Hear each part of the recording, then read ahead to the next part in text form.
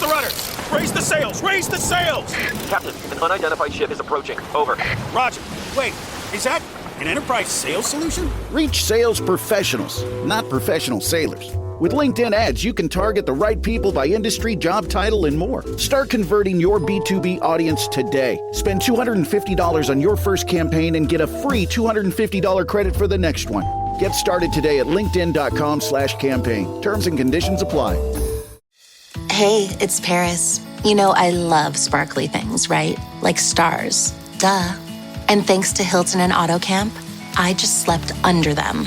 Picture me, serving looks by the fire outside my luxurious Airstream, making s'mores with the kids, while a national park is our backdrop.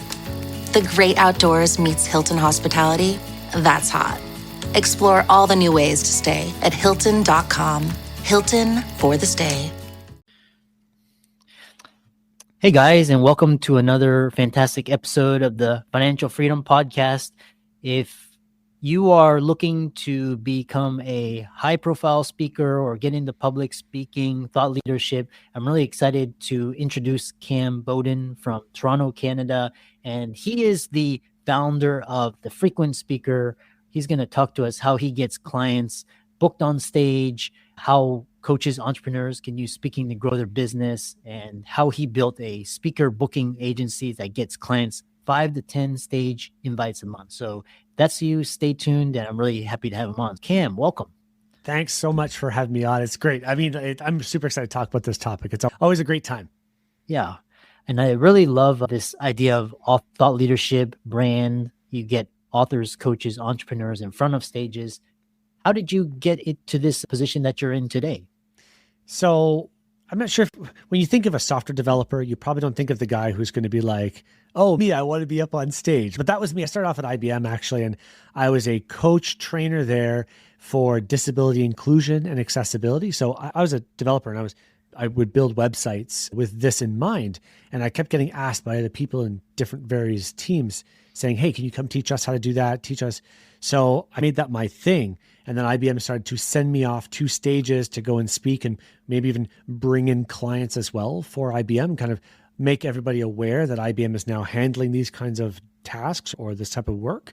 And it kind of just snowballed from there. It became like a bit of a hobby, then a passion. And then I made some money doing it. I got paid by IBM to go off on stages and speak on this topic. And then I finally was able to quit IBM and start speaking for myself. And there's a whole bunch of little implications there, but it grew from there. So I was a speaker for 7 years on disability inclusion, accessibility. And I just kept seeing pain points that a lot of speakers would run into again and again around video, around marketing, around personal branding, and all these kinds of keywords. And we don't have time to probably talk about all of that, but very specifically of how to get on stage is something I think every single speaker, every single coach or thought leader, they want more stages to grow their business and awareness. So that's where I put most of my focus now. Yeah. And to top it off, what's interesting is I was having lunch with one of my colleagues, and he is actually a public speaker, and he actually makes $30K per speaking gig. And a lot of people listening to this, they're aspiring to make several speeches, get paid 30, 40, 50K per speech. But why great speakers aren't getting paid booking gigs and how to fix it? What's going on there?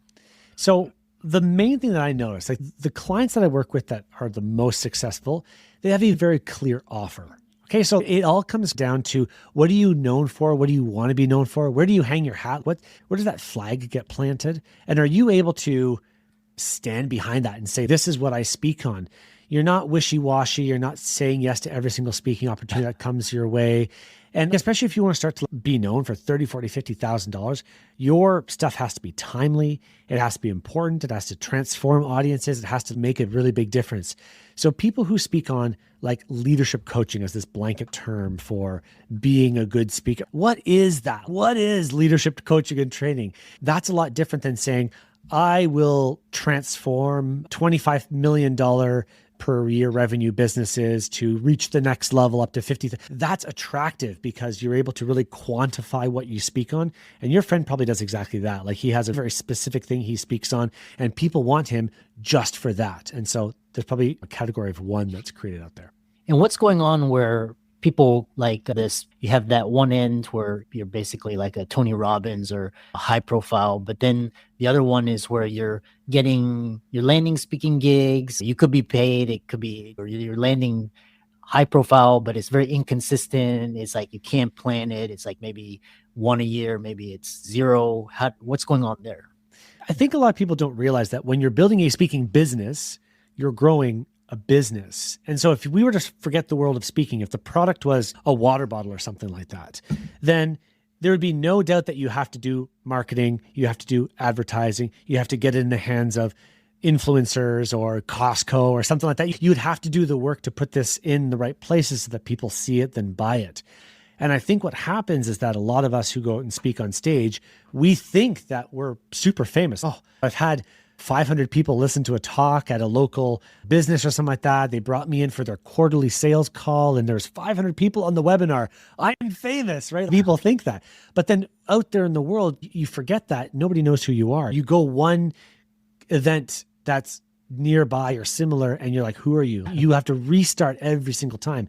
And that's the same thing for products, physical products. Like just because it's in one big box store doesn't mean that everyone who's shopping at a Walmart or Home Depot, like they don't know that product even exists if you're only at Costco. So we have to remember that advertising is constant. That means social media. That means cold email outreach. That means broadcasting yourself, taking all your keynotes. If you do go and do a speech, put it up on YouTube. Let yourself be known, because that in and of itself it's a lot of work. You got to go do that work. It's the effort that you have to put in. Oh, interesting. So we'll move into what's your system for helping clients land speaking gigs consistently, and who's your client avatar? So for me, it really is the people who are thought leaders or coaches, people who have a something, they've done something before. So quick sidebar, there's a lot of speakers out there who have a good idea, but it's unproven. The time to come to me is not when you have an unproven idea. It's people who say, I coach women executives to reach the next level in their career. You've got something, you've got proof and background, you have experience, you have testimonials probably. Those are people who work really well for a system like what I've got. What I'm doing is we're doing a lot of cold email outreach to organizations, to events, and we're applying to these events so that event planner understands very clearly what it is that you would bring to their stage, because that's going to be the big difference between getting booked and not. Do you offer a big transformation when you're getting up on stage? Because if someone is going to take the risk on somebody who is not a famous person, I say that in quotes, if you're not a famous person and you're going to be invited onto stage, that event planner is taking a risk on you. I don't know if this person's going to perform. So if you have no proof, or if you haven't put yourself in the right position, asked a lot of questions and sent out a lot of emails, then you're just not going to get the results that you want to. That's where the haphazardness comes from. I sometimes speak, I sometimes don't speak, or the follow-up happens sometimes. And that's what we take over for clients. It's all that extra work that a lot of speakers don't have the time to do, or maybe a coach is busy coaching, so they don't have time to come and do a lot of that like outreach work. That's all the work that we take off. Interesting. So what sort of, for people that are, they're suffering from one of the two problems that we talked about in the beginning, and we talked about your system for helping clients, what kind of stages actually move the needle for clients wanting to grow a business? So the bigger stages, the better, right? This is a volume game. So remember, so the more eyes that you have looking at you makes the most sense. Now, it's really attractive, I think, to a lot of people to say, oh, I've got like the local Rotary Club wants me in. And your local Rotary Club may have 50, 60, 70 members, or if you're at a bigger one, at a bigger city, you can still go and speak at those events. But are they buyers? So I think as buyer alignment is the best indicator of, is this the right type of audience that you want to go speak at? Now, I want to be very clear here. Number of people in the audience doesn't mean like the raw number. It's how many buyers are actually in the audience. How many people will come back to you afterwards and be like, hey, I'd like to hear more about your program, about your SaaS product, about whatever. What can you do for me? You want to make sure they have the cash. You want to make sure that they're actual buyers. So I'll give you an example for this. When I used to speak on disability inclusion, the people in the audience were the doers, the technicians. They were the developers and the designers. So they would be very good at taking action on the training I would give, but they weren't very good at bringing me in to teach an organization how to make their websites more accessible. So it wasn't until I changed that to more of a coaching program style to say, I will teach you to be a better accessibility consultant, that's when I really saw those audiences start to convert and bring me in and hire me for more services. So I really think that audience matching is probably the biggest lever that you can have. So just make sure when you're applying for events that you've got an audience full of people who actually would want your service and can pay for it. Interesting. The next question I have for you is it seems like speaking bureaus, everybody is talking about joining a speaking bureau. So basically you pay a fee or something and basically it gives you access to all these conference organizers but how do you grow their speaking business bypassing the speakers bureau? Speakers bureaus are not what people think. So a speakers bureau is that you're going to get repped by an organization and they are apparently going to go and find you speaking opportunities. But remember, the incentive for a speakers bureau is with the event organizer who's planning the event. Like they are the ones who hold the cash and they are going to pay the speakers bureau to bring you on as a speaker. So if you're not talking about a hot topic or controversial topic, or if someone doesn't know you really as a speaker of note, then they're going to book you maybe 1 or 2 speaking gigs per year. So a lot of people say, I aspire to be represented by a bureau. A bureau is not going to do outreach for you, like just plain and simply. If they happen on a good one, or if you bring them business, then they're going to rep you, but not more than that.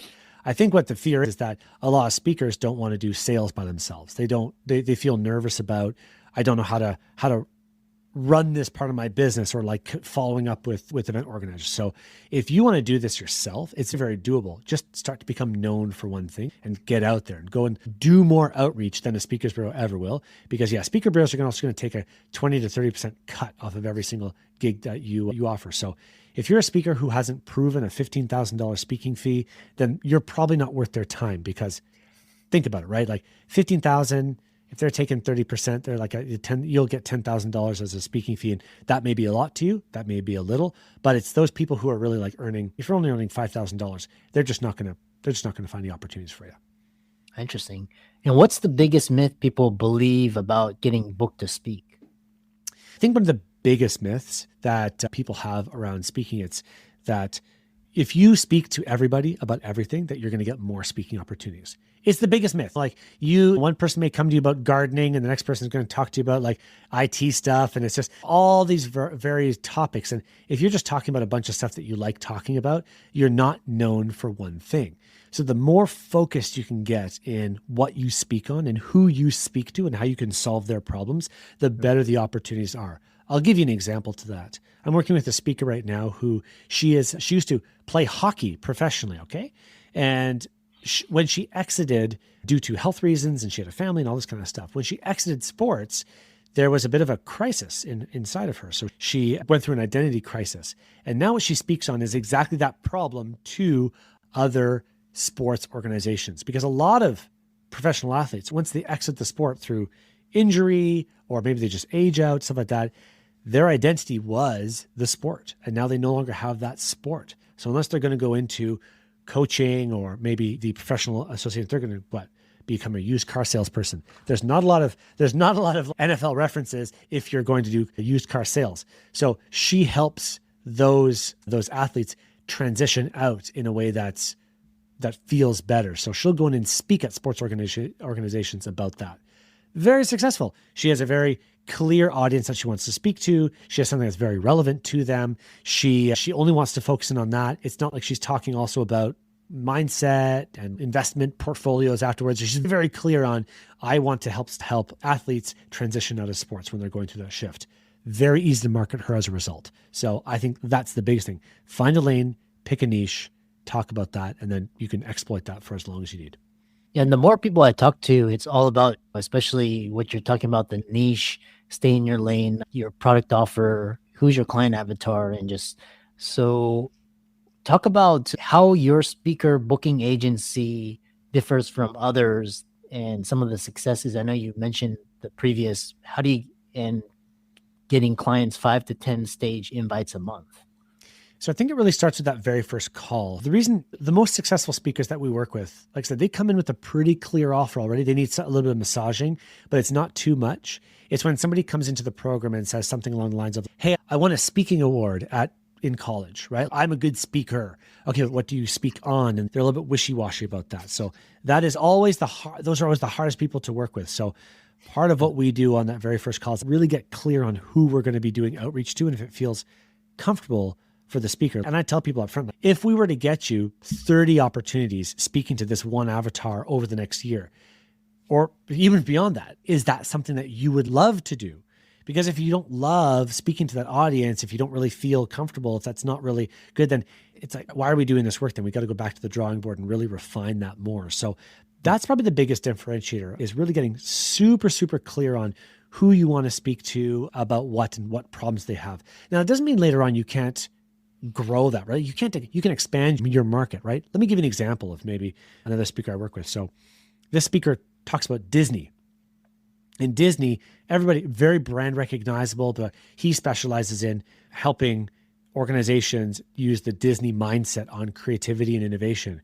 But he had a radio show for 17 years just speaking about Disney and the Disney parks. So I said, hey, if we could just go and maybe saturate the market with you and all the resorts, all the water parks and theme parks and amusement parks, like what if we just focused in on that for the next couple months? What if we took the 30,000 amusement parks that are all over the United States and just blasted them all with you? Would that be something you'd love to do? And he said, absolutely. That would be amazing. So he could be known as the Disney speaker, or maybe not Disney, but the innovation speaker for amusement parks in the US. Like, how cool would that be? You can make an entire career of just speaking about that and then come and repeat business and all that kind of good stuff. So I think that as entrepreneurs, as coaches, we have this idea that we want to be the complete solution for everybody, but that's not what we have to be. The more we can get niche down and be like, you give that very specific solution to this very specific audience, you can always expand it later, because there's nothing that says that he can't go to hotels, right? More hospitality, or maybe restaurants, teach them how to do the Disney innovation mindset, right? So there's all these angles that we could explore later on, but like really go deep into one topic first. Interesting.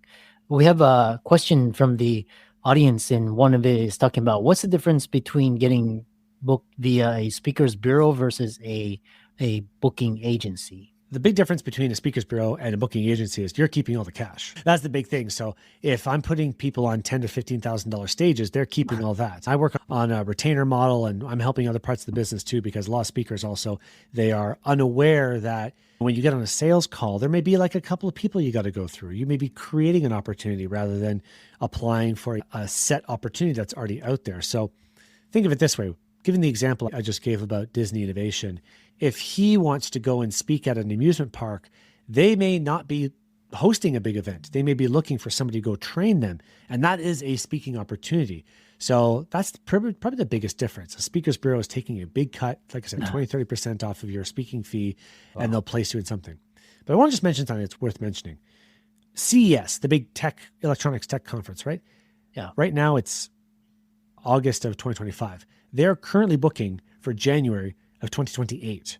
Wow. So sometimes we don't realize how long it takes to book a high profile speaker into an event. So your friend you mentioned at the very beginning, I'm not sure how early on he was accepting opportunities for this event, but it's not like we've got lists of 5, 6, 7-figure opportunities listed out. Oh, let me just match a speaker with a $30,000 opportunity. Like, it takes time to get this ball rolling, and it takes time for these opportunities to happen. So those are some of the bigger differences. But once things are rolling, it's like there's a flywheel that happens.